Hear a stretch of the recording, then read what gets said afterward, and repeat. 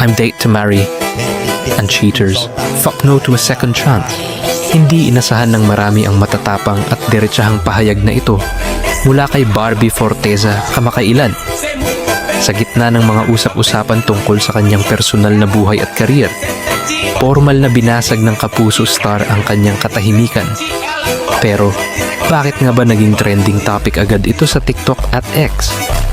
At ano ang koneksyon nito sa mas malaking alon ng maturity na nakikita natin sa ating mga paboritong Pinay celebrities tulad ni Catherine Bernardo?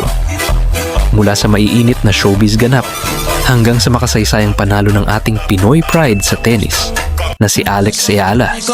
Ito ang inyong weekly trend breakdown. Nahin natin si Barbie Forteza. Sa media conference para sa kanyang pelikulang Saving Cherry, tinanong ang aktres tungkol sa kanyang pamantayan sa pag-ibig. Ang sagot niya, unahin muna ang self-love. Aniya, hindi siya basta-basta nakikipag-date lang para magkaroon ng kasama. She's dating to marry. Nag-viral ang katapatan niyang ito dahil marami sa ating mga netizen ang nakarelate sa kanyang pananaw sa boundaries at self-worth. At hindi lang si Barbie ang gumagawa ng ingay sa usaping matatag na pagkatao. Kamakailan din, muling naging emotional at viral ang mga short clips ni Catherine Bernardo kung saan direkta siyang tinanong ng mga fans tungkol sa kanyang love life. Ang simpleng sagot lang ni Kath na, okay naman habang nakangiti ay umani ng milyon-milyong views. Bakit? Dahil matapos ang lahat ng pinagdaanan niyang kontrobersya at breakup, nakikita ng publiko kung paano siya nag-heal at mas naging maingat sa kanyang pribadong buhay. Nakakatuwang makita na ang ating mga leading ladies ngayon ay mas pinipili ang peace of mind at sariling halaga. Mula naman sa showbiz kilig at drama, dako tayo sa totoong Pinoy pride na nagpapaiyak at nagpapatalon sa ating lahat sa tuwa. Ang ating tennis prodigy na si Alex Eala. Fresh mula sa kanyang kauna-unahang WTA singles title victory sa DC Open, tuloy-tuloy ang arangkada ni Alex papuntang Canadian Open sa Toronto. Nakipagbakbakan si Alex laban sa mga world-class veterans tulad ng Grand Slam finalist na si Belinda Bencic.